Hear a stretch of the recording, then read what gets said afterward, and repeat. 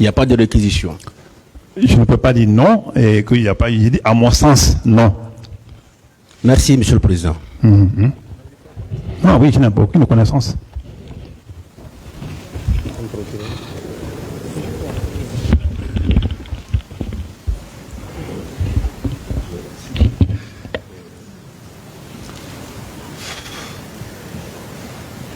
Merci, Monsieur le Président.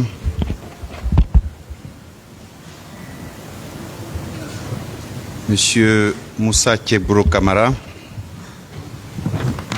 Oui. Les faits pour lesquels vous comparaissez devant cette juridiction vous ont été notifiés par Monsieur le Président. Vous vous êtes expliqué de long à large. Les questions que nous allons vous poser, ce sont des questions de consolidation. Mes collaborateurs vous en ont posé. À mon tour d'en faire autant. Je rappelle que, à la notification des charges, vous avez dit ne reconnaître aucune des infractions pour lesquelles vous comparaissez devant le tribunal criminel. C'est votre droit le plus absolu. Alors, est-ce que, au petit matin du 28 septembre 2009, je dis au petit matin parce qu'il était entre 1h et 2h du matin, vous vous êtes retrouvé dans le bureau de M. Moussa Dadis Camara en présence de Thibou Camara qui était visiblement le conseiller de M. Dadis ou ministre je crois, quand M. Dadis a pris le téléphone de M. Thibou Camara pour joindre Sidia Touré. Est-ce que vous étiez là? Le procureur, je pense avoir répondu à cette question. J'ai dit que, tel qu'ils ont écrit, c'est pas comme ça j'ai dit, bien que j'ai signé. Mais je n'étais pas pour le témoigner. Je venais difficilement au camp la nuit. D'accord. Alors, le jour des manifestations, le 28 donc, quand vous êtes arrivé au stade, vous avez dit tantôt que vous avez constaté la présence constante de M. Aboubakar Diakité, alias Toumba, de certains de ces hommes, donc les bérets rouges. Vous confirmez cette déclaration?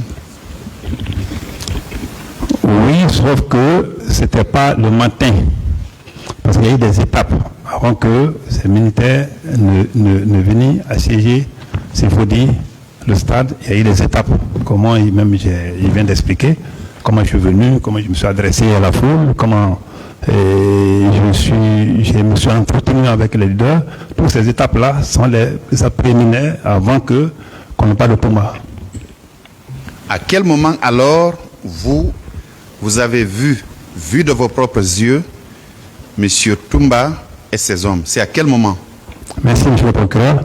Je disais que dans ma déclaration tout à l'heure, je vous ai dit qu'après toutes ces étapes que nous avons déjà énumérées, moi, je me suis retiré. Allez d'abord chez moi. Quand je me suis séparé avec les leaders devant le stade, devant l'université Gamal, moi, je suis allé chez moi. D'abord, me laver, prendre un peu de déjeuner, jouer avec ma fille, et je suis ressorti. Et c'est vrai, je suis ressorti. C'est chemin faisant, parce que je partais au camp, que j'ai appris que M. Toumba n'a pas talki, parce que les talco-qui, tous ceux qui sont sur la même fréquence, attendent les mêmes mots au même moment. Quand j'ai appris qu'il était venu là-bas avec ces hommes, et que ça tire à l'intérieur du stade, je suis revenu.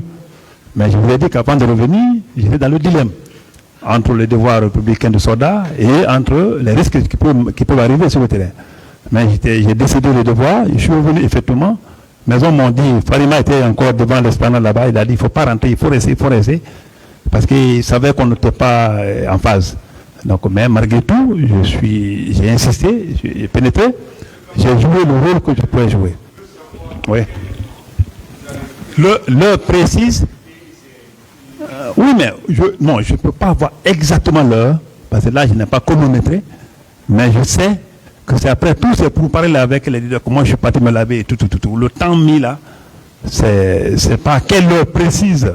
Je me suis retourné, là, je ne suis pas être Dieu, pour ne pas vraiment inventer les choses, pour te dire à quelle heure précise. D'accord. Alors, au moment où vous voyez Toumba, est-ce qu'il était armé? Aucune idée. Il faisait dos, en réalité. Je l'ai vu partir comme ça, mais franchement, je n'ai aucune idée. Et ça, c'était le moment où presque beaucoup étaient déjà sortis. Hein, parce que moi, j'ai croisé des gens, comme je vous ai dit, hein, en courant qui sortaient. Et moi, je rentrais. D'accord. Est-ce que vous êtes allé dans l'après-midi du 28 septembre au camp Almami Samori Touré? L'après-midi, oui. D'accord. Est-ce que, en présence du général Mamadouba Toto Kamara, qui était à l'époque ministre de la Sécurité, vous avez constaté la présence constante de 2 camions à bord desquels il y avait des corps sans vie? Monsieur le procureur, merci pour la question. Je me dis que, je l'ai dit à dire que je n'ai vu ni blessé ni mort. Ça sous-entend déjà que je n'étais pas avec Toto. Et mieux que ça, moi je suis parti au dispensaire qui fait face à la route du Niger. Donc, pratiquement, je ne suis pas rentré dans le camp, de l'autre côté. Le dispensaire, il y a un mur séparatif entre le dispensaire et le camp, proprement dit. C'était, je suis allé déployer les gens là-bas et je suis resté un peu pour voir comment les choses évoluent, avant de me retirer pour aller faire le compte-rendu vers le soir. Donc, Toto et moi, nulle part, nos méchants peuvent se croiser, quoi. D'accord. Alors, vous n'avez vu aucun corps? Pas du tout. Vous n'avez vu aucune femme battue? Vous n'avez vu aucune femme violée? Pas du tout. Vous n'avez vu aucun blessé? Pas du tout. À quel moment vous avez été informé qu'il y a eu carnage au stade du 28 septembre? Bon, le mot carnage, c'est vous qui le dites ici. Je le maintiens. D'accord, ok. En tout cas, je vous ai dit que c'est après tout ce périple de mission que je suis rentré au camp. Et au camp, quand j'ai reçu l'ordre de venir prendre, c'est-à-dire chercher les leaders qui étaient blessés, qui étaient déjà à un lieu sûr, pour les envoyer à la clinique Pasteur, c'est en ce moment-là que je suis venu prendre tout ce mouvement, imaginez, hein. Et en ce moment-là, les déclarations n'étaient pas encore faites par rapport au cas de mort ou au cas de blessé. En tout cas, à mon sens, je n'avais pas entendu. Est-ce que vous voyez? C'est maintenant par voie de radio, et dans ma propre voiture, la nuit, que j'ai appris ça. J'ai appris les cas de mort et les cas de blessés et tout ce qui s'ensuit. Très bien. Alors, il y a, puisque vous dites que vous ne reconnaissez aucune des infractions, est-ce que par hasard, vous ne vous êtes pas servi de votre arme pour tirer sur un quelconque citoyen? Merci, monsieur le procureur. Je m'attendais à cette question parce que ce passage m'a blessé. J'ai été profondément blessé. Même dans les crises où il y a seulement des centaines de morts à Zélékouré, où ça tire de part et d'autre, je ne suis jamais mené d'une arme. Ça fait longtemps, depuis ce maintenant, je pense plus que moi j'ai accroché un pistolet, c'est après qu'ils ont prendre un PMK. Ce n'est pas mon image. Et à l'époque là, avec ce titre-là, je pense que c'est vraiment impossible d'y penser, même pour un ennemi de la Guinée. Très bien. Vous n'avez pas fait usage d'armes? Pas possible. Très bien.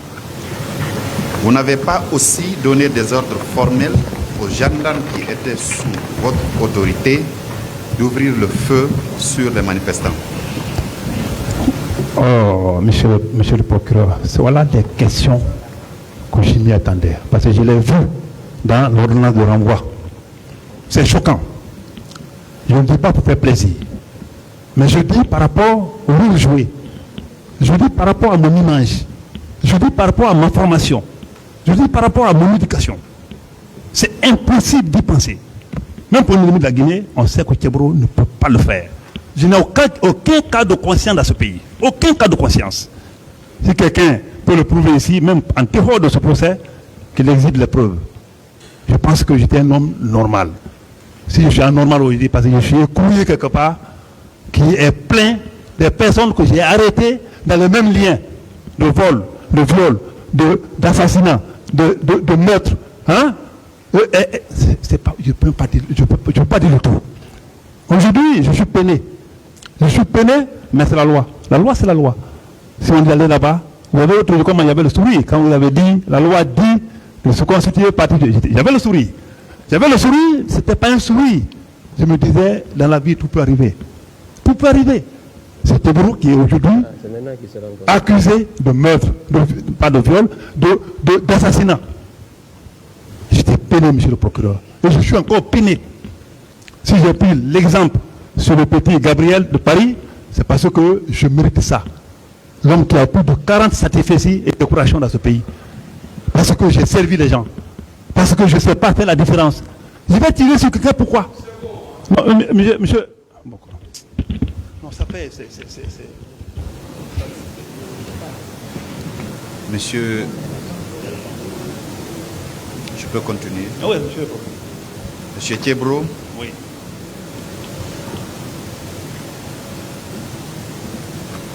Bénéficier de la présomption d'innocence. Rien ne dit que tous les chefs pour lesquels vous comparaissez devant ce tribunal sont établis. Nous sommes à la recherche de la vérité. Il n'est pas dit que c'est vous encore. Ceux qui le diront, c'est ceux en face desquels vous êtes. Alors, permettez que je continue mes questions. Vous dites n'avoir pas donné d'ordre formel aux gendarmes d'utiliser soit une arme ou de faire usage des gaz lacrymogènes. Maintenez cela. Pas de tout. Bien. Vous le chargez. Ils sont contents. Il n'y a aucun doute sur le gars là. Le procureur s'est dit que rien ne prouve que Je vais lire les contrôles sont avérés. certaines dépositions qui sont contraires à tout ce que vous avez dit par endroit devant ce tribunal.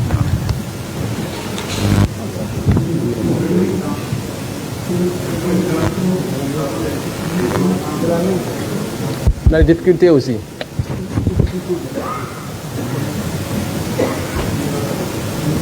Il n'a qu'à s'approcher du micro.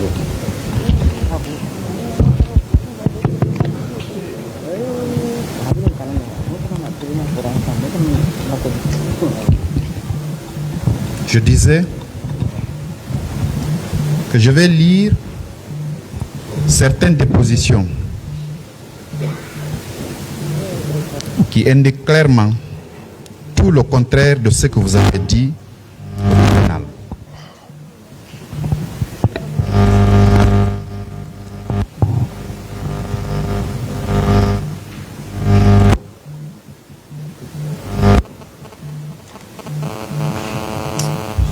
Le 28 mars 2012, à 15h20, le pôle des juges d'instruction a reçu la déclaration de Madame Hadja Penda Diallo qui dit ceci. À la page 2, à l'arrivée de Tchebro à 7h, il nous a demandé qu'est-ce que nous étions venus chercher à l'esplanade du stade. Nous avons répondu que nous étions venus solliciter le changement et marquer notre opposition à toute candidature de Moussa Dadis Camara aux élections présidentielles.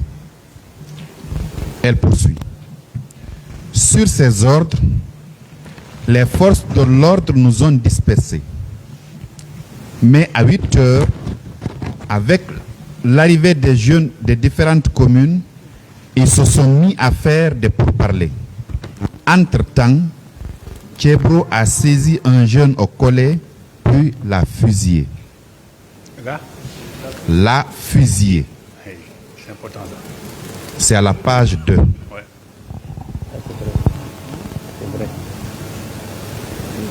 Je poursuis. Quand nous avons constaté la mort du jeune, nous nous sommes encore dispersés. Je précise que ce sont des jeunes qui avaient déposé le corps du jeune à Donka. Quel commentaire faites-vous de cette déclaration-là qui a été faite devant le pool des juges d'instruction? Merci, monsieur le procureur. Je peux? Le pays est mal barré. Je jure sur l'honneur. Ce monsieur ou cette dame, Penda Diallo, c'est une dame. Cette dame, elle me regarde où elle est aujourd'hui. Je prie Dieu qu'elle soit encore en vie pour que je sois confronté à cette dame-là ici, à la face du monde, devant monsieur le président de cette cour. C'est possible. Ce qu'elle dit, c'est même contradictoire par rapport à ce que les leaders ont dit, à ce que je viens d'étaler ici. C'est que, si j'ai bien compris, avant même d'arriver des bérets rouges au stade, il y avait eu déjà un cas de mort ou des cas de mort que moi j'aurais instruit d'après elle. Je voudrais très sincèrement, monsieur le président, que je sois confronté à cette dame-là, qui certainement n'a pas d'enfant.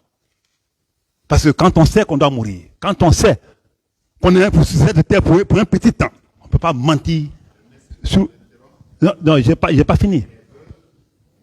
4 enfants. Elle a bien sûr des enfants. Merci, monsieur le procureur. Elle est veuve, mère de 4 enfants. Je prie Dieu que ce qu'elle a mis sur ma tête, que ça n'arrive jamais à ses enfants. Je prie Dieu que ce qu'elle a mis sur ma tête là, que ça n'arrive jamais à ses enfants. Mais je demande à Dieu que si ce qu'elle a dit est une réalité, que ses enfants aussi restent dans la rue comme ça, n'est pas une réalité, que ses enfants restent comme ça dans la rue comme des grands bandits. Monsieur le procureur, je suis choqué. Je suis choqué. C'est même impossible. Regarde, je vous fais une petite démonstration, juste 2 secondes. Je ne suis pas venu 2 fois au stade, c'est-à-dire à l'esplanade du stade. Je ne suis pas venu 2 fois. Je suis venu qu'une seule fois quand je partais chez moi. Et la seule fois, c'était après 8 heures. C'est pas de 7 heures. C'était parti là-bas. Quelle est la démarche, quelle est la manifestation qui commence ici à 7 heures du matin? Dans ce pays-là. Si les gens ne déjeunent pas, s'ils ne prennent pas leur petit déjeuner, ils ne sortent jamais. Ça, c'est une parenthèse. Il se peut qu'elle a passé la nuit là-bas. Mais quant à moi, je suis venu qu'après 8 heures à l'esplanade en allant chez moi. Et chemin faisant, j'ai vu des gens là-bas. Je suis débarqué de ma voiture et j'ai été ovationné. J'ai été applaudi.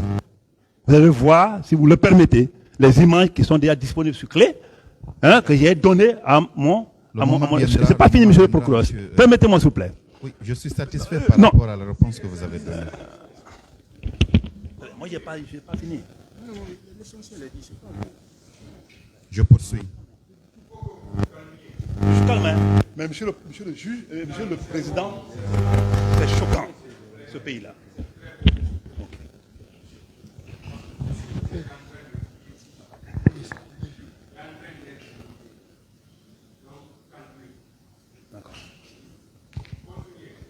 Je poursuis. Il y a également un monsieur qui a été entendu par le pool des juges d'instruction.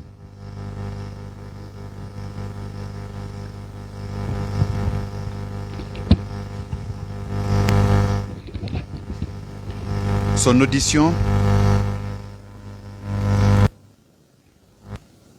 date du 6 août 2015. Il s'appelle Mamadou Ramadana Bari. C'est un enseignant, père de 8 enfants, lui. qui dit, à la 3e page de son audition, il indique que le colonel Thiebro Camara a donné des ordres formels à ses gendarmes d'ouvrir le feu sur les manifestants. Vous avez donné de tels ordres? Mamadou, Ramadan à Paris. cette fois-ci, c'est un homme qui est père de 8 enfants. 8. Oui. Qui ose mentir sur quelqu'un qui les avait sauvés ou qui n'a eu pour mission dans ce pays que secourir et protéger les personnes. Je ne reconnais pas et je suis prêt. Je voudrais vraiment que je sois confronté à ce monsieur ici. Et ça, c'était à quelle heure et où? Il n'a pas, oui, je voulais savoir. Vous voulez savoir l'heure à Oui, l'heure laquelle est a où? été entendue? Tout à fait. Non, l'heure, lui, il a dit, avec précision, qu'il m'a vu. J'ai donné des ordres exprès. Non. Je lis ce qui est écrit. Le colonel Thiebro Camara a donné des ordres formels à ses gendarmes d'ouvrir le feu sur les manifestants. Il n'a pas donné l'heure et où. Non. Je lis Certainement, tel que c'était, je ne sais pas, dans sa chambre là-bas, où personne n'était présent. En tout cas, moi, je ne reconnais pas cela. Et je veux vraiment que je sois confronté à ce monsieur qui a porté sur ma tête des allégations non fondées. Et je serai vraiment à mesure de lui parler. Je ne parle pas devant la cour, mais je veux parler devant ce monsieur, ce jour-là. Je me réserve. Si lui aussi, il ne dit vraiment pas la vérité, c'est ça? Pas de tout, ça ne me ressemble pas et ça ne peut pas être mon image dans ce pays. Ensuite,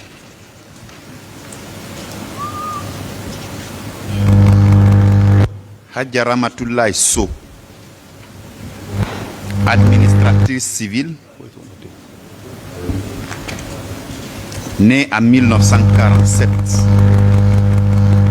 qui indique à la page 3 de son audition devant le pôle des juges d'instruction ceci.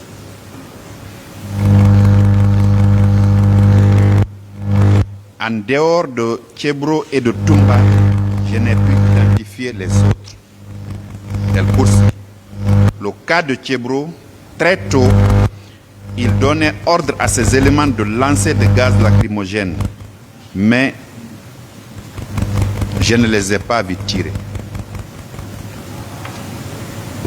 Elle dit que vous auriez donné des ordres aux gendarmes de tirer des gaz lacrymogènes, mais ne les avoir pas vus tirer. Est-ce vrai? C'est tellement faux, on ne peut même pas poser une telle question. Vous savez pourquoi? Il ne faut pas dire des ordres aux gendarmes, il faut dire ces hommes. Il a dit ces hommes. Mes hommes n'étaient jamais dotés de gaz lacrymogène. Ça veut dire d'abord que c'est faux. Et elle n'a pas précisé l'heure. Non, j'ai lu tel que c'est écrit. J'ai lu tel que c'est écrit. Archi faux. Ce n'est que les allégations. Bien.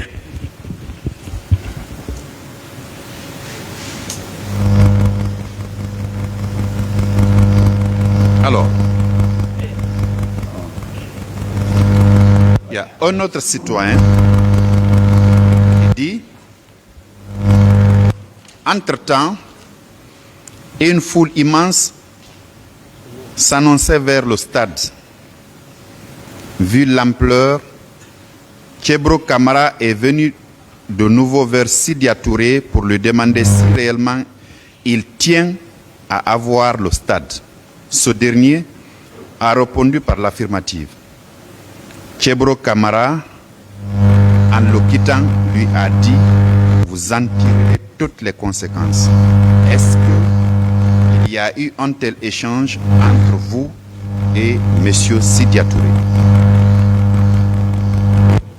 Il y a eu des échanges entre Sidya Touré et moi, mais ce passage ne figure pas. Et c'est pas de moi. Vous n'avez jamais dit. Pas de tout. Je pense que Sidya lui-même il faudra vraiment notifier cela. Excusez-moi. Pas de tout. Vous n'avez jamais dit à M. Sidya Touré s'il tient à avoir l'intérieur du stade,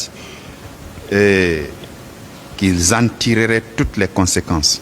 Vous ne l'aviez jamais dit. Jamais, je vais vous préciser, pour mieux comprendre que ça, ce n'est que des allégations. Comme on le dit souvent, hein, qui veut tuer son chien l'accuse de rage. Sinon, je vous ai dit la conclusion de mon entretien avec les leaders politiques. Qui fait ceci.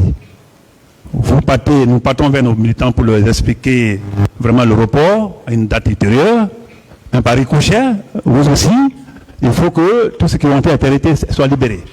Et je m'étais engagé pour dire, si c'est ce qui peut amener la paix, il n'y a aucun problème. Du coup, j'ai dit aux policiers qui étaient là, et dit, débarquer ces gens-là pour leur rassurer davantage, pour qu'ils comprennent que ce qu'on a dit, on va respecter notre part de contrat.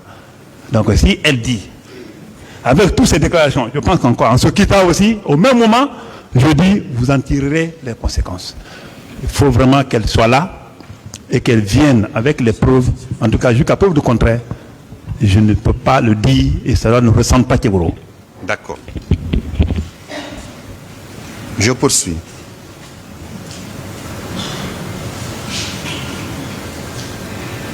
Vous dites n'avoir pas fait usage de d'une quelconque arme. Pas de tout. Bien. Or, il y a un citoyen qui a été entendu le 10 septembre 2012 à 13h10 à la page 2 de son audition. Il indique que selon lui, c'est Dadis et Tchébro qui en sont responsables parce que, il dit, j'ai vu Tchébro tirer sur un manifestant à l'extérieur du stade. Ensuite, avant l'ouverture des portes du stade, Tchébro a dit que quiconque rentre dans le stade sera tué. C'est faux aussi. Et bon Dieu, bon sang. Non, le pays, là, il y a problème. C'est moi qu'on parle comme ça. Je lis tel que c'est écrit. D'accord. Ce citoyen, je peux avoir son nom, s'il vous plaît? C'est...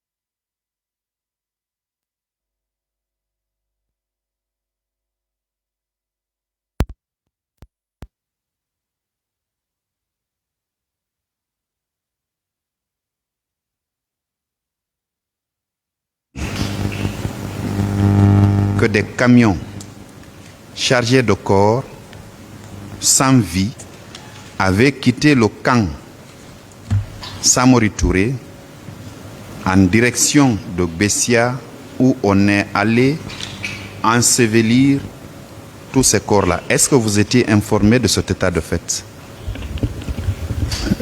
Monsieur le procureur, je pense que ce soir, comme je l'ai dit tantôt, c'est le jour le plus grand de ma vie. Tout ce qu'on est en train de dire là, pratiquement, c'est non. Parce que c'est impossible que Kotebo soit informé des choses comme ça et que je ne puisse pas vraiment témoigner. Ça, c'est clair. Si j'ai osé dans le temps attaquer les hommes de Touma, interpeller les 9 dirigeants parce qu'ils sont partis chez un leader, mettre dans un sac, je ne serais pas incapable de m'interposer à cela. Et je n'ai pas entendu et je n'ai pas vu. Vous ne vous êtes pas retrouvé là aussi à Bessia, à cette heure, à l'heure à laquelle j'indique? Ah, il a dit que j'étais là-bas? Non, ce n'est pas quelqu'un qui le dit, c'est moi qui vous pose des questions. Parce qu'ils sont capables de tout, hein. Non, je n'étais pas là-bas aussi. Vous n'étiez pas là? Non, non plus. D'accord. Alors, à l'esplanade du Palais du Peuple, là où vous dites avoir vu Monsieur Feu Jean-Marie Doré, qu'on était en train... Du stade. Au stade. D'accord, au stade, où vous dites avoir vu Monsieur Jean-Marie Doré, qu'on ruait de coups. Est-ce que, au même moment, vous n'avez pas aperçu des femmes qu'on bastonnait? Pas du tout. Vous savez, c'est Jean-Marie Doré et Seoudalem Diallo.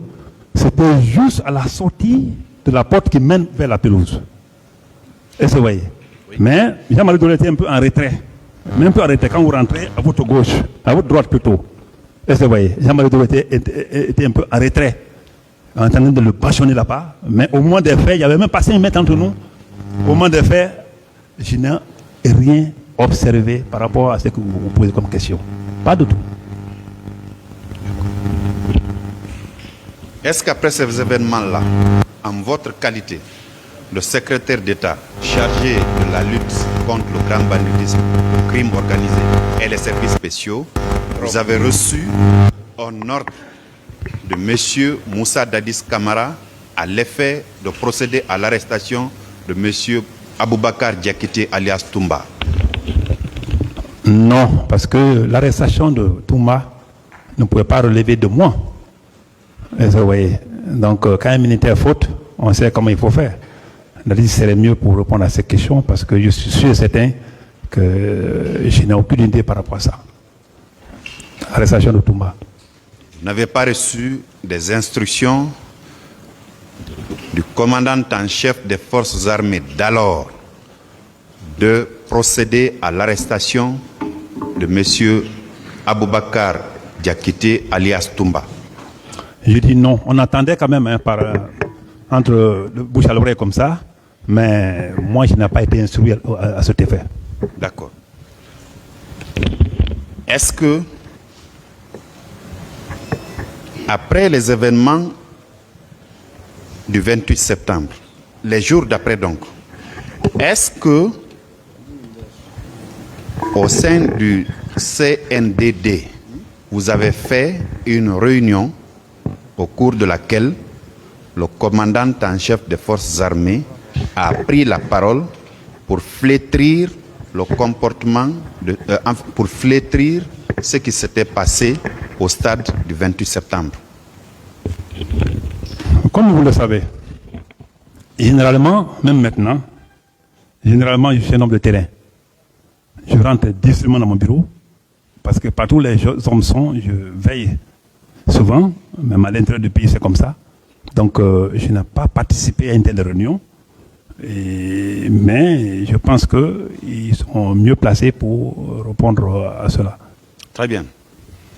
Alors, après ces événements, il y a eu 2 commissions d'enquête qui avaient été mises en place. Une commission d'enquête nationale et une à l'échelle internationale. Est-ce que, en votre qualité, toujours de secrétaire général secrétaire d'État de la lutte contre le grand banditisme, le crime organisé et les services spéciaux, est-ce que vous aviez été reçu par les membres de ces différentes commissions-là, les deux, la commission nationale et la commission d'enquête internationale? Monsieur le Président, si vous permettez. Monsieur le Président, j'ai la parole. Je suis en train de poser des questions. Oui, mais on parle de la commission nationale d'enquête. Alors, on n'a pas ce rapport. Il n'a pas ce rapport. On ne parle pas de rapport. S'il a été reçu, c'est que la question est claire. Est-ce qu'il a été reçu par... On ne doit pas... S'il vous plaît, laissez-moi parler. Vous me laissez parler, s'il vous plaît. La question est simple. Est-ce que vous avez été reçu par une commission d'enquête nationale, une commission d'enquête internationale? On ne parle pas de rapport, on parle de commission. Je n'ai pas parlé en tout cas de rapport, Monsieur le Président. J'ai parlé juste de commission. Est-ce que vous avez été reçu par ces deux commissions? Bon, la commission d'enquête nationale, je n'ai aucune idée maintenant parce que, vous savez, il y avait un premier rapport. Et c'est tel que j'ai été reçu par le pool des juges d'instruction, je n'avais jamais été reçu comme ça par une commission qui me pose la question franchement des choses. Donc, la commission nationale d'enquête, je n'ai aucune idée. J'ai l'idée quand même qu'un rapport a été lu en 2009 par rapport à cette commission. Et la commission d'enquête internationale, je pense que je n'ai jamais été appelé parce que l'audition, même si tu es un mauvais gendarme, l'audition est différente du fait qu'un journaliste ou bien une organisation internationale vienne te poser la question pour dire, alors il y a eu ça, il y a eu ça, il y a eu ça. Si c'est ça, j'ai reçu des gens comme ça, mais je n'ai jamais reçu une commission qui m'annonce, nous sommes là pour une enquête par rapport à ça, ça, ça, ça, nous sommes de l'international et tout. Donc, voilà ma réponse. D'accord. En somme, encore une fois, vous ne reconnaissez aucune des infractions pour lesquelles vous êtes devant la juridiction de jugement. Je reviens encore là-dessus, non. Merci, Monsieur le Président. Merci, honorable assesseur. Monsieur le Président, juste une précision, s'il vous plaît. Juste une minute. Une précision, s'il vous plaît. Merci, Monsieur le Président. Juste une précision. Monsieur Camara, est-ce que vous connaissez Monsieur Camara Abdoulaye, le chef de quartier de l'Andrea? Est-ce que vous le connaissez? Camara Abdoulaye, chef de quartier de l'Andrea? Oui, j'étais logé à Dixine, oui, c'est vrai. Vous le connaissez? Camara Abdoulaye? Non. Je connais Ali Bangoura, Ali Soumamba Bangoura. Je parle de Monsieur Camara Abdoulaye, le chef de quartier de l'Andrea. Non, pas, je ne le connais pas. Vous ne le connaissez pas? Non. Si je le vois sans le connaître, je ne parle pas, mais je ne le connais pas. C'est curieux parce que, Monsieur le Président, voici dans la déposition d'un témoin qui déclare ceci.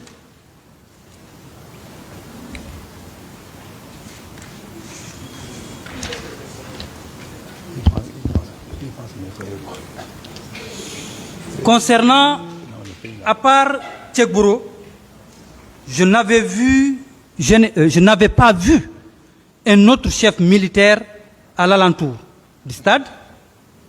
C'est après les événements que je fus informé que Toumba aussi était au stade. Oui, à la question de savoir, SR, oui, effectivement, à ma présence, Tchekbouro avait donné l'ordre de lancer des gaz lacrymogènes et c'est ce qui fut fait. Entre-temps, les pistolets qui devaient lancer les gaz sont tombés en panne et il a ordonné à ses hommes de quitter les lieux. Ça aussi, c'est faux. C'est une question? Oui, c'est une question, je vous demande. Non, tu as juste dû formuler ça sous forme de question, oui. Je vous demande, est-ce que ces déclarations sont exactes ou non? Si j'ai donné l'ordre, oui. J'ai toujours répondu à cette question c'est-à-dire, le maintien d'ordre ne relève pas de ma compétence. Et là, ce qu'il dit, c'est lui qui peut apporter les preuves. Jusqu'à preuve de contraire, je ne suis pas l'homme qui a donné cet ordre-là. Merci. Le même déclare aussi, il y avait des hommes en civil dans un car qui ont débarqué en face même de mon domicile et s'attaquaient à ma propre personne pensant que j'étais un manifestant. Est-ce que vous, M. Kegboro, avez-vous vu des bus débarquer ce jour des civils au stade? Non, il allait devant sa porte ou bien au stade? Oui, devant sa porte. Stade. Non, il faut sa porte est à côté du stade, quoi. Non, je ne sais pas, je vous demande, est-ce que vous avez vu des bus débarquer des civils? Je pense que dans ma déclaration de bout en bout, je n'ai jamais parlé de bus débarquer des civils. Si c'est lui qui a dit, et heureusement il n'a pas dit de moi, hein, il n'a pas dit que j'étais avec lui. Donc il vaut mieux lui demander à ce qu'il apporte des précisions. Seulement que, Monsieur le Président, ce témoin déclare que vous l'avez appelé. Ce témoin déclare que vous l'avez appelé, s'il vous plaît, avec votre permission, Monsieur le Président. Il déclare ceci.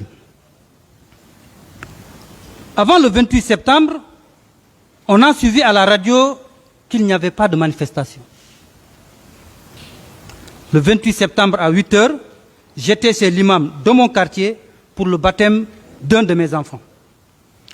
Sur les lieux, nous avons constaté l'arrivée de beaucoup de personnes sur le stade. Dans la foulée, les gendarmes ont lancé des gaz lacrymogènes et les éclats sont tombés sur le cou d'un enfant de 9 ans qui était devant leur porte. Séance tenante, l'imam m'avait désigné pour accompagner cet enfant à l'hôpital. Le temps pour moi de prendre l'enfant, j'ai été appelé par le commandant Tchegboro Kamara. Pause. Et pour dire quoi? Non, mais attendez. Continuez. Je veux savoir, est-ce que vous connaissez ce Abdoulaye Kamara? Mais je vous dis d'abord que ce Abdoulaye, je ne le connais pas. Vous ne le connaissez pas? Si je l'ai connu, ce n'est pas son nom, parce que je suis dans le quartier Duxine, et vous oubliez que Duxine est... Non, moi je suis satisfait si vous dites que vous ne le connaissez pas. Je n'ai pas fini, monsieur le procureur. Duxine et ce quartier sont côte à côte, et ce qu'il vient de dire, ça ne relève pas de moi, et je ne l'ai pas appelé. Si vous pouvez le notifier, je l'appelle comment? Par téléphone? Oui, mais le témoin, il vous viendra. Non, on va appeler quelqu'un comme ça, monsieur le procureur, viens. Donc, je continue, monsieur le président, pour terminer.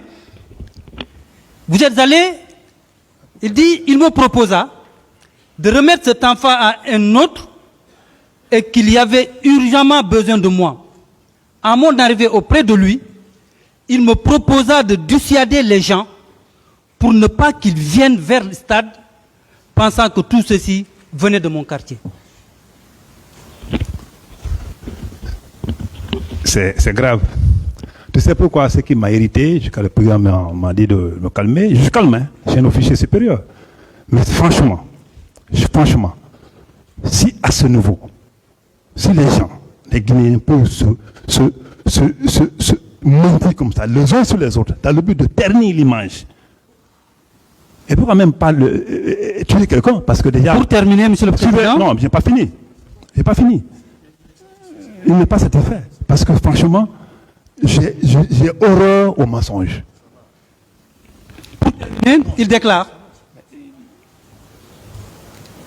je ne peux pas vous dire le nombre d'agents qui étaient avec Tchegboro, mais c'est lui qui coordonnait le mouvement des hommes qui étaient sur le terrain. Ça aussi c'est faux. Qu'il apporte les preuves.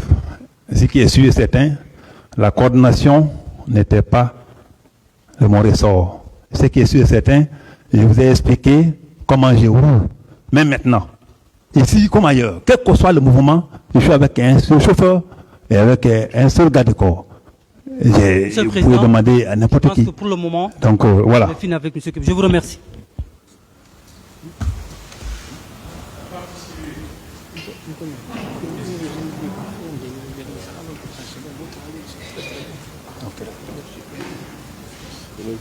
Monsieur le Président, je vous remercie de nous donner la parole pour essayer de poser quelques questions à M. Thieboro Camara. On va se relayer, évidemment. Nous poserons quelques questions. Voilà, merci beaucoup. Voilà, M. Thieboro Camara. La première question que j'ai envie de vous poser est celle-ci. Où avez-vous dormi la nuit du 27 septembre 2009?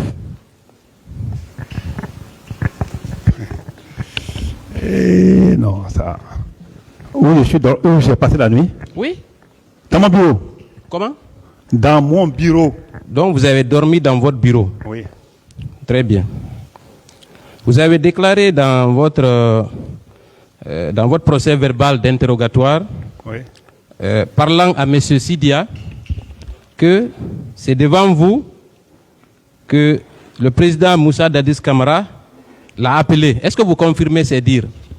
J'ai une fois répondu à cela que c'était juste parce que les juges d'instruction ne m'ont pas compris. Et celui qui a passé le téléphone à Dadis, comme ils le disent, Thibou peut le témoigner. Et j'ai encore insisté que je venais rarement au camp les nuits. Dès lors qu'on m'a fait sortir du camp, moi je ne m'intéressais pas trop au camp la nuit si je ne suis pas appelé. Donc vous dites que vous veniez rarement au camp. Alors pourquoi spécifiquement le 27 septembre vous êtes venu au camp? Pourquoi? Vous le confirmez? Ah, mais c'est que vous dites, vous avez dormi là-bas. C'est pas ce que vous avez dit tout de suite. Non, le bureau n'était pas quand il dit au camp, c'est où se trouve le bâtiment. Il y avait un mur séparatoire. Attendez. Entre le régiment, c'était le régiment, où c'était mon Moi, je n'ai pas parlé de régiment, mon colonel, s'il vous plaît. Est-ce que vous avez dormi, oui ou non, au camp le 27 septembre 2009? Si. Alors, mon bureau était au camp, mais pas dans... Non, moi, les détails là, s'il vous plaît, ça ne m'intéresse pas. S'il vous plaît. Est-ce qu'il n'est pas plus logique de dire, dès lors que vous avez dormi au camp, que ce appel-là a été émis en votre présence? Est-ce que ce n'est pas logique? Non, je vous ai dit que c'est pas à l'enceinte du régiment et que c'était en dehors. Mon bureau était en dehors du camp. Après mon accrochage avec les hommes de Touma, avant le 28 septembre, on m'a fait déménager vers l'autre côté du camp. Je répète encore. Vous avez dit avoir passé la nuit au camp, n'est-ce pas? Deuxièmement, dans votre procès verbal d'interrogatoire à la page 3, premier paragraphe, que le président va me permettre de lire. J'ai rappelé M. Sidia Touré que c'est devant moi qu'il a été appelé pour lui demander un report de cette marche à la mesure où le 28 septembre est une date historique. Ce n'est pas vous qui avez dit ça devant le juge d'instruction? Est-ce que j'ai nié? Je n'ai pas nié. J'ai simplement dit qu'ils ne m'ont pas compris. Et c'est pas comme ça, j'ai dit, c'était pas à côté à l'instant T. Et j'ai dit ici, moi je pense que ça n'a aucun trait avec toutes ces infractions qu'on fout sur ma tête. Moi je ne suis pas arrivé aux infractions. Est-ce que quand le juge d'instruction ils ont fini leur travail, est-ce qu'on a relu le PV pour vous avant de signer? J'ai répondu aussi à la question là, parce que j'ai dit que c'était vers les 23 heures, même la partie inculpée, je t'ai dit non. La partie inculpée, c'est après que je me suis rendu compte. Est-ce qu'ils... je n'étais pas non seulement assisté par un avocat. Est-ce que les procès verbaux ont été lus pour vous avant d'être signés? Oui, Merci beaucoup. Donc, on peut considérer que ce sont vos déclarations qui sont contenues dans ce procès verbal, oui ou non? Tout à fait, il a bien lu devant moi. On considère que cet appel dont il est question a été émis en votre présence. Que vous le niez ou pas, c'est ça la vérité. C'est pas pour nier, c'est pour apporter une précision. S'il vous plaît. Deuxièmement, je voudrais savoir à quelle heure vous avez quitté le camp. La nuit et le petit matin du 28 septembre 2009. À quelle heure vous avez quitté le camp, s'il vous plaît? Je l'ai dit tantôt, c'était vers 8 heures. Vers 8 heures. Oui. Très bien. Et quel était votre programme pour cette journée? Je n'entends rien du tout. Vous n'avez pas entendu? Oui. Je dis, en sortant du camp, qu'est-ce que vous aviez prévu de faire ce matin-là? Qu'est-ce que j'ai prévu? Oui. Oui. Et je vous pose la question, mon Non, colonel. je n'ai pas bien compris. Il faut... Je dis, Oui. quand vous avez dormi au camp la nuit du 27, le petit matin, vous vous êtes levé, j'imagine, vous avez pris votre véhicule. Quel était votre programme de la journée? Est-ce que vous aviez envisagé quelque chose? Je l'ai dit tantôt que je suis sorti du camp dans le but d'aller chez moi, prendre, comme d'habitude d'ailleurs, prendre un bain, petit déjeuner, et jouer avec ma fille et ressortir. D'accord, merci beaucoup. Quand vous êtes sorti du camp, pourquoi vous avez emprunté la route du Prince? Pourquoi spécifiquement la route du Prince? C'était quoi l'objectif? Ah, ça c'est autre chose. Non, c'est une question. Hein. C'est un question. choix. Je suis libre de prendre la route de Prince comme l'autoroute. L'essentiel que ça aboutisse chez moi. Mais vous habitez à Dixine, n'est-ce pas? Oui. Vous auriez pu emprunter l'autoroute, n'est-ce pas? Je n'ai pas compris. J'ai dit, vous auriez pu emprunter l'autoroute, n'est-ce pas? Oui, emprunter l'autoroute, mais je pense que mon domicile est situé sur le prolongement de la route de Prince. Et il ne faut pas aussi oublier que j'étais à côté j'étais au camp, il est facile pour moi de prendre l'autre côté. Et ça, c'est un choix. Hein. On peut prendre l'autoroute comme on peut prendre la route de Prince. L'essentiel, c'est d'aboutir chez moi. Oui, d'accord. Moi, je suis tout à fait d'accord avec vous. Maintenant, est-ce que le fait d'avoir emprunté le Prince n'était pas un moyen de jauger l'atmosphère? Est-ce que ce n'était pas dans cette optique pour voir un peu quelle était la température sur les lieux? Est-ce que ce n'était pas l'objectif? Comme tu le dis, hein, comme vous le dites plus tôt, mais moi, ce n'était pas dans le dessein d'aller jauger l'atmosphère. Pour moi, je partais chez moi d'habitude. Et c'est sur l'itinéraire-là que j'empruntais. Très bien. Est-ce que dans votre organigramme, pour les patrouilles, est-ce qu'un colonel peut faire une patrouille? Je suis profane, hein, vous m'excuserez de la question si elle vous heurte. Est-ce que c'est possible? Vous parlez de quel colonel en ce moment? Non, de façon générale. Quel colonel? Est-ce que, dans le cadre d'une patrouille, par exemple, est-ce qu'on peut mettre un colonel dans un véhicule pour patrouiller?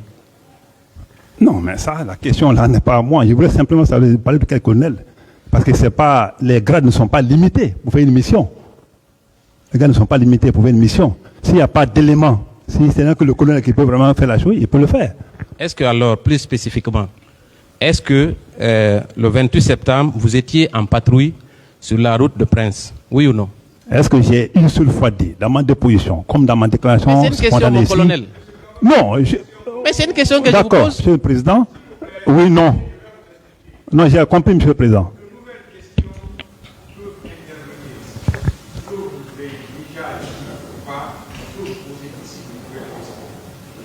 Ok. Ça ne veut pas dire que vous n'avez jamais dit qu'on D'accord, compris.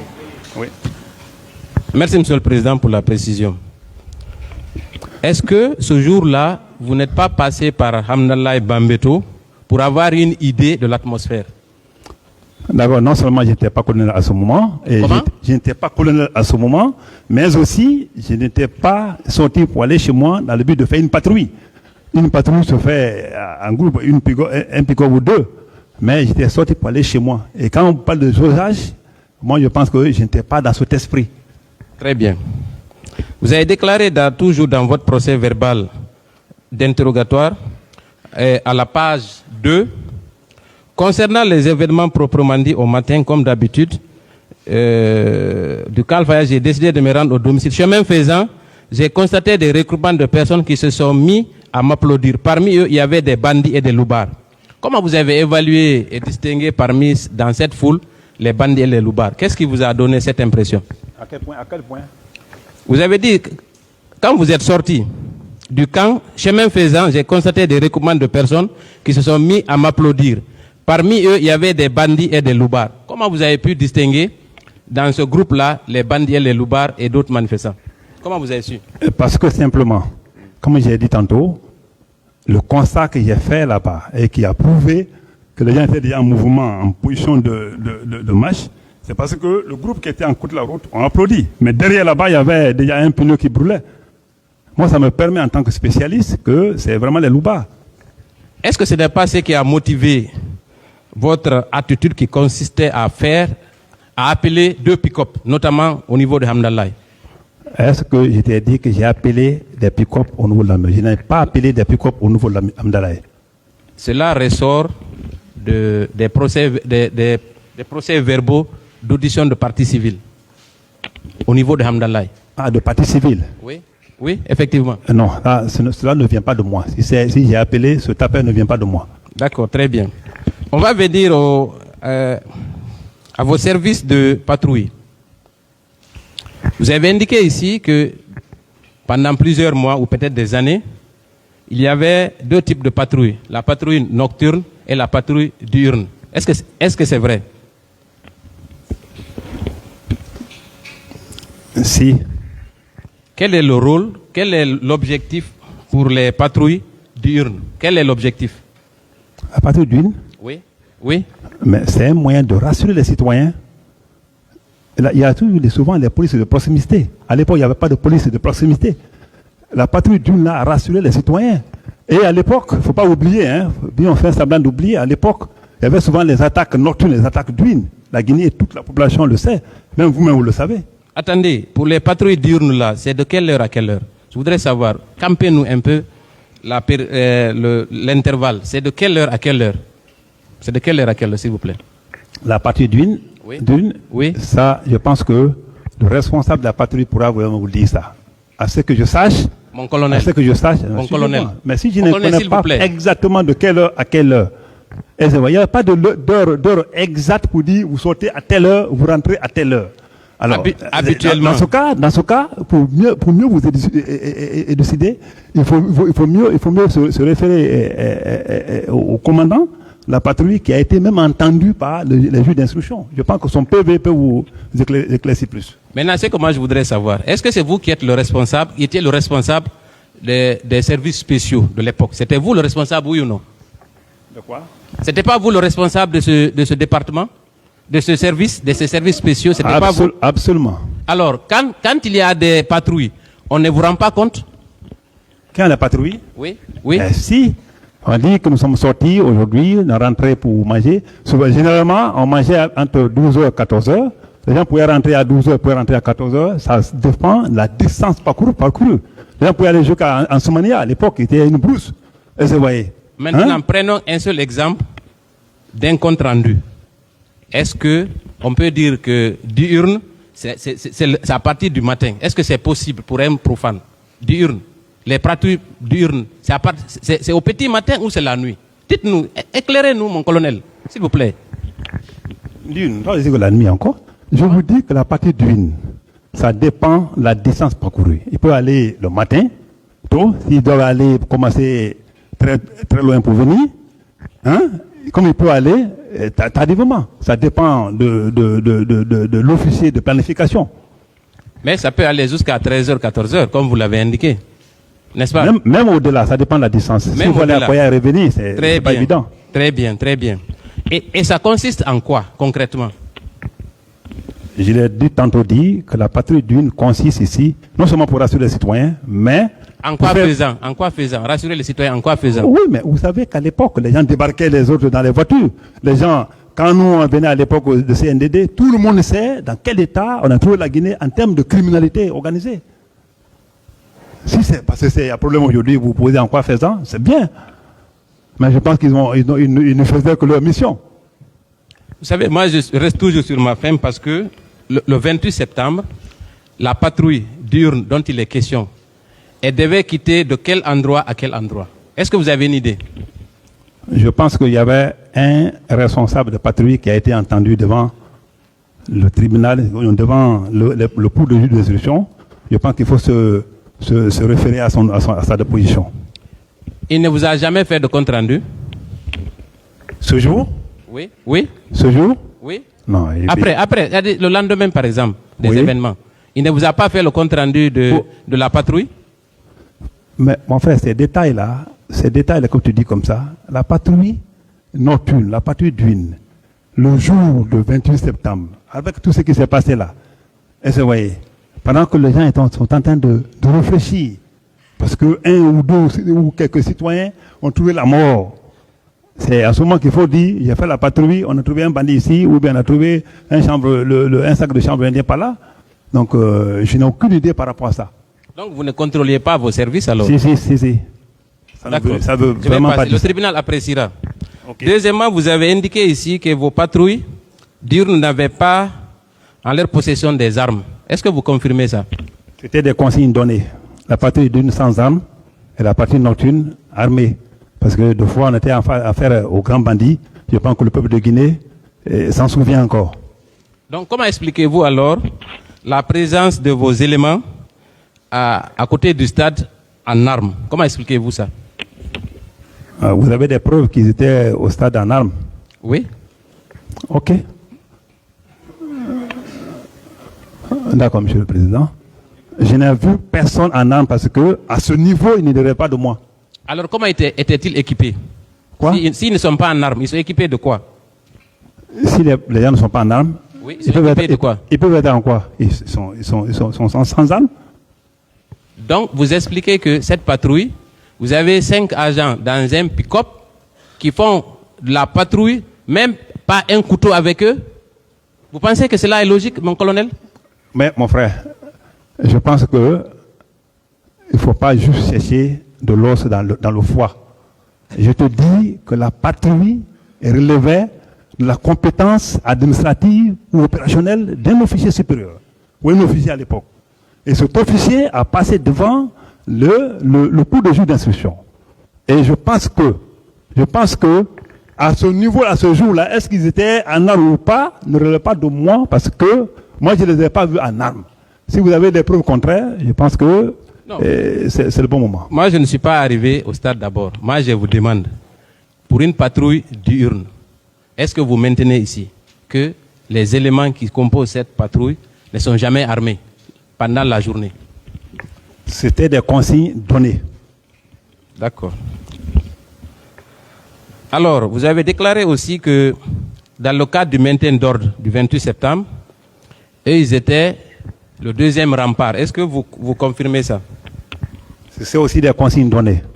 Donc, autrement dit, les policiers et gendarmes qui sont équipés pour le maintien d'ordre, ils sont en première ligne. Et quel était le rôle alors de vos agents pendant ce maintien d'ordre? Ça, je vous dis que généralement les maintiens d'ordre, comme on dit, marche pacifique, il n'y en a jamais eu dans ce pays. D'un point A à un point B, sans problème. Et généralement, ceux qui sont derrière, dans le constat opérationnel, ceux qui sont derrière, c'est eux qui font les gaz. Tous ces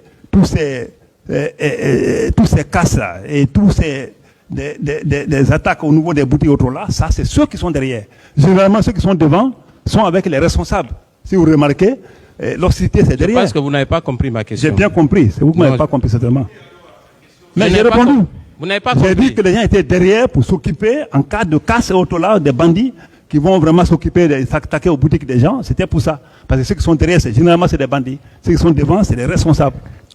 Voilà ma question. Je vais la reprendre.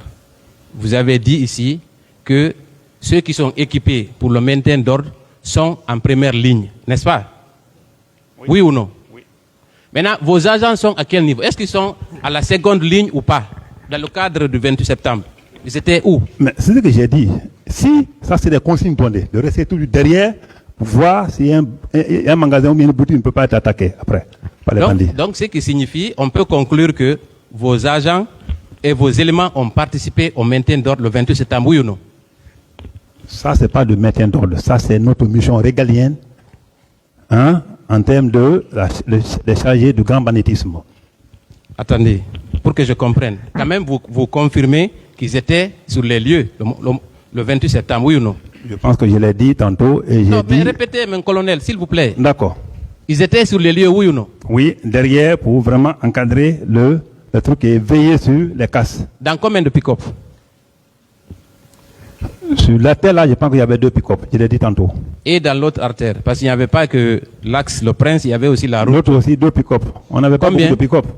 Donc, finalement, au lieu de 2 pick-up, on a 4 pick-up. N'est-ce pas? Non. Est-ce que les 4 pick-up étaient là-bas? Je le confirme? Mais c'est vous qui le dites. Non, c'est pas moi. C'est Vous avez dit... Et l'autre artère. L'autre artère, c'est l'autoroute. Oui. Mais c'est les abords du stade? Non. Ils étaient où, la jonction. Les 2 pick-up étaient où alors? Ceux qui étaient sur l'autoroute là, ils étaient à quel endroit? Est-ce que je le sais? Je t'ai dit que la mission régalienne de ces gens-là, c'est pour faire la patrouille nocturne et diurne. Si les deux pick-up étaient vers Koya ou il sait où, ça, je ne sais pas. Mais ils étaient quand même en mission, n'est-ce pas? Quoi? Ils étaient en mission quand même. Tout le monde, comme tous les jours. Tout le monde était en mission. Oui. Y compris tous vos éléments. Quels éléments? Les agents des anti-services spéciaux, ils étaient sur le terrain, n'est-ce pas? Ils étaient en mission. On va temporiser le débat. Laissez-moi vous dire juste, laissez-moi vous expliquer juste le petit passage là. J'étais dit, et je le réitère devant qui que ce soit, que ce jour, il n'y avait que deux pick-up sur la terre là. Parce que généralement, et de façon traditionnelle, il y a 4 pick-up qui sortent. Est-ce que vous voyez? Qui sortent de l'autre côté, et l'autoroute, et 2 sur la route de Prince. Est-ce que vous voyez? Alors, s'il y a vraiment manifestation comme ils ont fait à Bonfim et autres, dans beaucoup de cas, je pense que les deux là avaient comme consigne, vous restez derrière pour veiller sur les différentes casses. Il ne faut pas que les gens s'attaquent aux boutiques des pays citoyens. Donc, les deux qui étaient aux abords du stade avaient pour mission de sécuriser, selon vous, les boutiques qui sont sur l'esplanade du stade, n'est-ce pas? Je n'ai pas dit les boutiques sont sur l'esplanade du stade. Il faut qu'on soit précis. Mon frère, alors, parlons de façon précise ce qu'on dit, parce que c'est une question de vie ou de mort. Je ne veux pas que vous m'emmeniez sur les pistes qui n'est pas la mienne. Non, moi je ne vous amène nulle part. Hein. Okay. Ce n'est pas moi qui vais vous amener. Voilà. Ensuite, je voudrais savoir, vous avez parlé de M. Toumba Diakité, n'est-ce pas? À la page 4 de votre procès verbal d'interrogatoire, que le président va me permettre de lire, il est mentionné, deuxième paragraphe, pour les confrères de la défense. Toumba tenait à tout prix à embarquer ses leaders politiques pour les envoyer ailleurs, ce à quoi je suis farouchement opposé parce que je le connais. Qu'est-ce que cela signifie, mon colonel? Donc, la réponse a été donnée, comme le président a dit de répondre tout. Et je pense que au stade, qu'on appelle là, devant Amourage Paré, ce qui s'est passé là-bas, c'est parce que nous sommes là aujourd'hui. Non, écoutez. Suivez-moi, j'ai fini là. Non, moi je ne suis pas arrivé à Ambroise, ça c'est une autre question. C'est au stade. Quand vous êtes venu au stade... Est-ce que j'ai dit là-bas au stade? Oui. Il faut relier. Non, je suis calme, monsieur le président. Page combien? Bon, je vais lire tout le paragraphe. Peut-être que vous allez vous retrouver. Très bien. Le premier que j'ai rencontré fut Selouda Lendialo, c'était vers la porte. La porte, on parle du stade.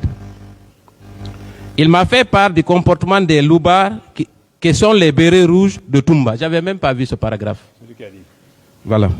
J'ai expliqué que je les ai toujours dit que cette armée est incontrôlée.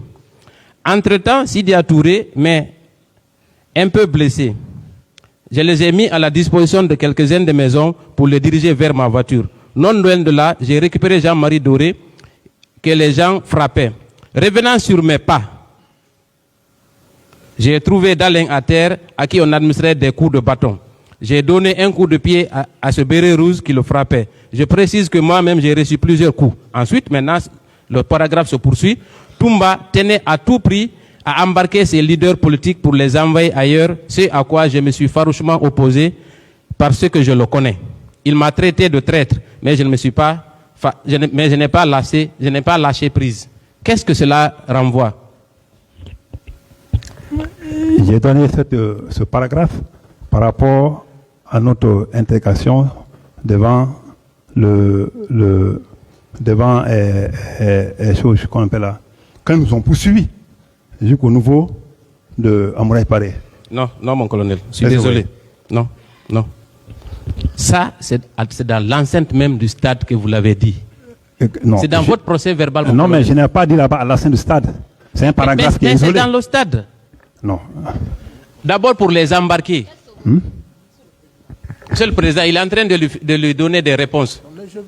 Non, s'il vous plaît. Non, éloignez-vous. Il doit être situé. Non, s'il vous plaît. Ce n'est pas à vous de répondre à la place de l'accusé. Oui. Monsieur le je vais te situer par rapport. Gardez une distance. Pas à vous de demander d'observer une distance là. Soyons professionnels. Je le dis toujours, ce n'est pas de nouvelles règles qui sont en train de gouverner ce procès. Ce sont les articles contenus dans le code de procédure pénale en matière criminelle qu'on est en train d'appliquer dans ce procès. Je l'ai rappelé au début en disant que les avocats ne peuvent l'assister. Moi, je pensais que j'avais été compris. Moi-même, je constate des choses, je vois des soufflements, je vois même des réponses qu'on donne à l'accusé. S'il vous plaît, une fois de plus, arrêtez ça. Monsieur le Président. S'il vous plaît. C'est bon. Tout juste un rappel encore. C'est bien compris. Ce que je veux vous ai pas préciser. donné la parole en main. S'il vous plaît. Arrêtez ça. Évoluons. Arrêtez ça. Je vous remercie, Monsieur le Président. C'est bon de rappeler les règles. Mon colonel, Oui. est-ce que Toumba vous a dit, vous a traité de traître, oui ou non? Si. Pourquoi? Non, il m'a dit traite, parce que je me suis opposé à eux. Vous êtes opposé à lui, pourquoi? Et des injures comme ça étaient entre nous, chaque fois. Même une fois, il m'a agressé quand on accompagnait tous au ministère de la Justice ici. De ce pas, nous sommes partis à l'hôtel Kamen ici, mais il me donne des coups de poing. Donc, quand vous avez c'est là, il déclaré... peut le prouver. À chaque fois qu'on se croisait, des mots qui glissaient ou bien des démonstrations. S'il vous plaît, restons dans le contexte du stade du 28 septembre et des événements, pas des antécédents qu'il y a eu entre vous. Vous avez déjà expliqué ça. Voilà. La question que moi je voudrais vous poser, est-ce que vous maintenez cette déclaration que Toumba tenait à tout prix à embarquer ses leaders pour les envoyer ailleurs, ce à quoi je me suis farouchement opposé parce que je le connais? Est-ce que c'est de vous? Bon, je vous dis oui, jusqu'à preuve du contraire. Merci beaucoup. Jusqu'à preuve du contraire. Maintenant, qu'est-ce que cela signifie? Oui, c'est ce que je dis. Jusqu'à preuve du contraire. Pour moi, tous ceux qui étaient en Bélarus au stade sont venus avec lui. Avec lui. Oui. Jusqu'à preuve du contraire. Oui. Même celui qui m'a frappé, c'est quand Jean-Marie Doré a fait sa déclaration, que je me suis dit que j'étais en danger. Parce que pour moi, un militaire normal ne peut pas vraiment prendre le bâton et frapper un commandant. Mais je me suis dit que j'étais en danger. Et jusqu'à preuve du contraire, comme c'est son arrivée au stade qui a créé tout ce problème avec ces hommes, jusqu'à preuve du contraire, je maintiens cette déclaration. Maintenant, dites-moi, mon colonel, est-ce que, à votre avis, si vous n'étiez pas intervenu, est-ce que Toumba et ses hommes auraient assassiné les leaders? Je ne peux pas être Dieu pour le dire. Mais ce qui est sûr et certain, j'ai reçu des coups, et j'ai été pourchassé jusqu'à Mouraï Paré. Donc, ni était votre intervention, une guerre civile aurait éclaté selon vos propos si on tuait les leaders. Ah non, mais vous le savez comme moi. Merci. Si un Dalin mourait ce jour au stade, tout le monde sait que ça pouvait vraiment dégénérer autre chose qu'on ne souhaite pas. Donc, si vous n'étiez pas intervenu, Toumba et ses hommes auraient assassiné les leaders. Est-ce qu'on peut affirmer ça? Bon, si vous pouvez affirmer, mais pour moi, je sais que... Votre avis? Non, les leaders l'ont dit. Ils savent qu'ils l'ont dit. Il faut aller dans le... Non, maintenant, et vous? Non, pour moi, je ne savais pas quelle est son intention finale. Je ne savais pas quelle est son intention. Est-ce qu'il a tenté ou ses hommes ont tenté de les tuer? Moi. Oui ou non? Moi? Les hommes de Toumba ou Toumba, est-ce qu'ils ont tenté de tuer les leaders? Bon, mon frère, ça c'est quelle question. Moi-même, j'ai été braqué 2 fois par arme. Voilà, donc ça résume tout. J'ai été poursuivi. Si cela ne vous suffit pas comme indice... Merci. Alors, je pense que... satisfait sur cette question. C'est ça. Ensuite, vous poursuivez toujours dans votre procès verbal d'interrogatoire.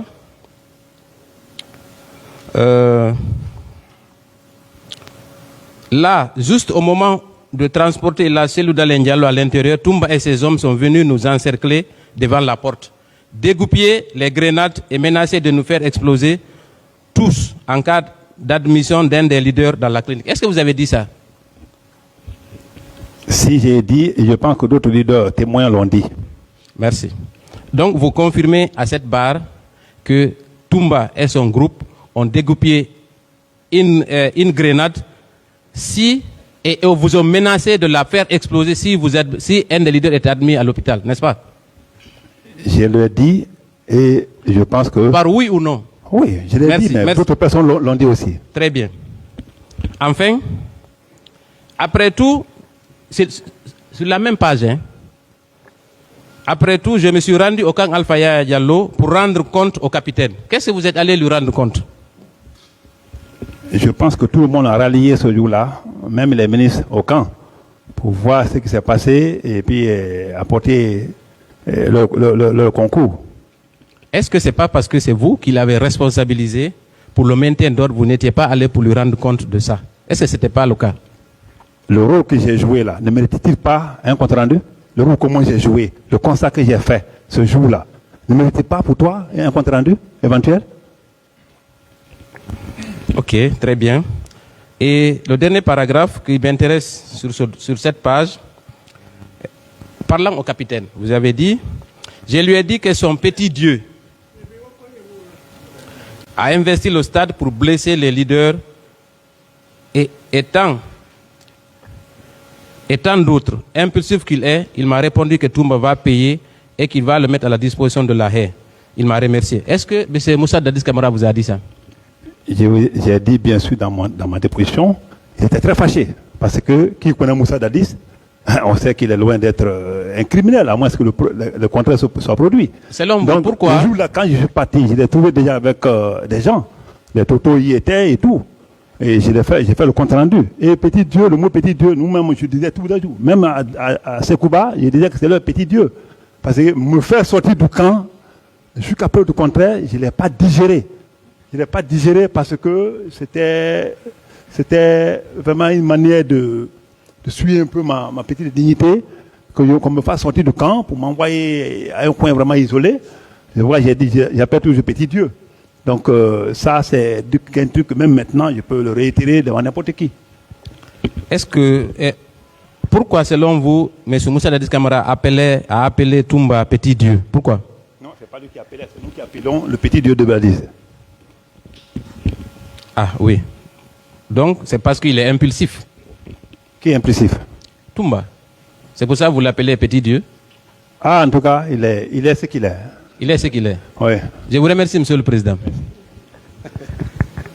Je crois à cette phase, on va suspendre. Et à la reprise, vous allez continuer. L'audience est suspendue pour quelques instants. Il fait une lecture pour vous inquiéter. C'est ça son idée. Quand vous dites qu'il est impulsif, c'est Dadis. C'est ce que vous avez dit. C'est pas Toumba. Non, attendez. Je lui ai dit que son petit Dieu a investi le stade. Je reviendrai dessus tout à l'heure. Le leader, étant impulsif qu'il est, il m'a reconduit que Toumba va payer ce qu'il a fait. Dadis. Il parlait de Toumba. Il lui fait dire que c'est Toumba qui est impulsif. Je vais revenir. Non, justement. Pourquoi tout à l'heure j'ai réagi? Parce que là, il vous fait tomber comme si c'était un cheveu dans la soupe. Il commence une lecture, vous avez dit, il va commencer par là où vous avez dit. Vous êtes rentré en courant. S'il avait commencé